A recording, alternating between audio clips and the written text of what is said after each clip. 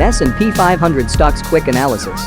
Penter underperformed the market over 5 years. Revenue and net income did not perform well. Tapestry Incorporated underperformed the market over 5 years. Revenue and net income increases positively. Zions Bank Corporation underperformed the market over 5 years. Revenue and net income increases positively. Dentsply Sirona underperformed the market over 5 years. Revenue and net income slightly increases. Huntington Ingalls Industries underperformed the market over 5 years. Revenue and net income slightly increases. Invesco underperformed the market over 5 years. Revenue and net income increases positively. Pinnacle West Capital underperformed the market over 5 years. Revenue and net income slightly increased. Ceridian outperformed the market over 5 years. Revenue grow positively, but net income is unstable. Newell Brands underperformed the market over 5 years. Revenue and net income increased slightly. Fortune Brands underperformed the market over 5 years. Revenue and net income grow massively. Check out company's profile for other quick analysis. Like and subscribe for more.